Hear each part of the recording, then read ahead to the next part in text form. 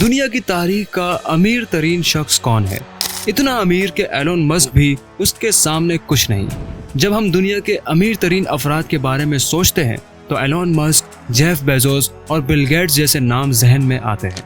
اس میں کوئی دو رائے نہیں کہ یہ نام موجودہ زمانے کے امیر ترین افراد کے ہیں اور ان کی دولت اربوں ڈالرز ہے۔ مگر کیا آپ کو معلوم ہے کہ دنیا کی تاریخ کا امیر ترین شخص کسے کہا جاتا ہے؟ یعنی ایک ایسا شخص جس کی دولت کا مقابلہ اب تک کوئی نہیں کر سکا۔ تو اس امیر انسان کے بارے میں جاننے کے لیے ہمیں ماضی میں 14ویں صدی میں جانا ہوگا۔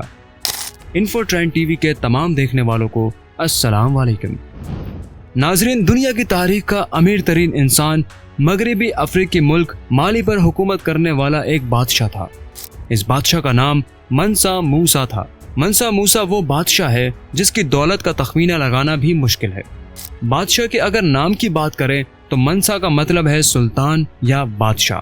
کہا جاتا ہے کہ ان کی پیدائش 1280 کے قریب ہوئی تھی۔ وہ 1312 میں اپنے بھائی ابو بکر کے تخت چھوڑے جانے پر بادشاہ بنے۔ منسا موسا کے بھائی بحر اوقیانوس کے سفر پر نکلے تھے اور تاریخ دانوں کے مطابق اپنے ساتھ 2000 بحری جہازوں کو لے کر گئے تھے۔ پھر ان کی واپسی نہیں ہوئی۔ اس طرح منسا موسا مغربی افریقی سلطنت کے 9ویں سلطان بنے اور جب وہ تخت نشین ہوئے تو اس وقت بھی وہ بہت امیر تھے۔ اب یہاں سوال یہ ہے کہ وہ امیر کیوں تھے؟ اس زمانے میں یہ سلطنت سب سے زیادہ مقدار میں سونا نکال رہی تھی اور دنیا کی مجموعی سپلائی کا 50% سے زائد حصہ اس کی ملکیت تھا۔ منسا موسا کے تخت پر بیٹھنے کے بعد اس سلطنت نے تیزی سے پھیلنا شروع کر دیا، جبکہ تجارت پر بھی بہت زیادہ فوکس کیا گیا۔ نمک اور سونے کے ذخائر کی کان کنی کی وجہ سے منسا موسا کی دولت میں بہت تیزی سے اضافہ ہوا اور ساتھ ساتھ ہاتھی کے دانت کی تجارت نے بھی انہیں مزید امیر بنا دیا۔ ان کے راج میں سلطنت 3000 کلومیٹر رقبے پر پھیل چکی تھی، جس میں ٹمبکٹو سمیت 24 شہر موجود تھے اور انہیں کبھی کسی جنگ میں شکست کا سامنا نہیں ہوا۔ منسا موسا درویش صفت حکمران تھے اور 1325 کو وہ حج کے سفر پر روانہ ہوئے، جسے تاریخ کا پرشکوہ ترین سفر حج قرار دیا جاتا ہے۔ 6500 کلومیٹر کے اس سفر کے لیے وہ اپنے ساتھ 60,000 افراد کو لے کر نکلے تھے۔ ان تمام افراد کے لیے فارسی ریشم کے لباس اور طلائی زربفت تیار کیے گئے تھے، جبکہ اونٹوں پر خالص سونے کے تھیلے لدے ہوئے تھے۔ اس سفر کے لیے وہ صحرائے اعظم صحرا اور مصر سے گزرے تھے اور قاہرہ میں انہوں نے اتنا زیادہ سونا بانٹا کہ مقامی معیشت ہل کر رہ گئی اور وہاں سونے کی قیمت نمایاں حد تک گر گئی۔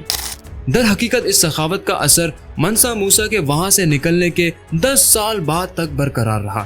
حج سے واپس پر منسا موسا نے اپنی سلطنت کی تعمیر نو پر کام شروع کیا اور ان کے عہد کی تعمیرات سے ان کا نام پوری دنیا میں مشہور ہوا۔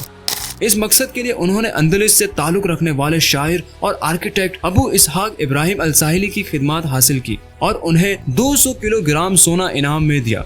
انہوں نے تعلیمی ادارے اور مساجد تعمیر کروائی، جس کے نتیجے میں ٹمبکٹو اس عہد میں ثقافت اور تعلیم کا مرکز بن گیا۔ ان کا انتقال 1337 میں ہوا اور ان کے بیٹوں نے تخت سنبھالا، مگر وہ ریاست کو سنبھال نہیں سکے۔ اب بات کرتے ہیں کہ وہ کتنے امیر تھے۔ کچھ تاریخ دانوں کا تخمینہ ہے کہ منسا موسا کی دولت موجودہ عہد کے 400 سے 500 ارب ڈالرز کے قریب تھی، مگر سونے، نمک اور سلطنت کے رقبے کے باعث اس کا درست اندازہ لگانا مشکل ہے۔ مگر اس بات پر تاریخ دان متفق ہیں کہ وہ دنیا کی تاریخ کے امیر ترین شخص تھے۔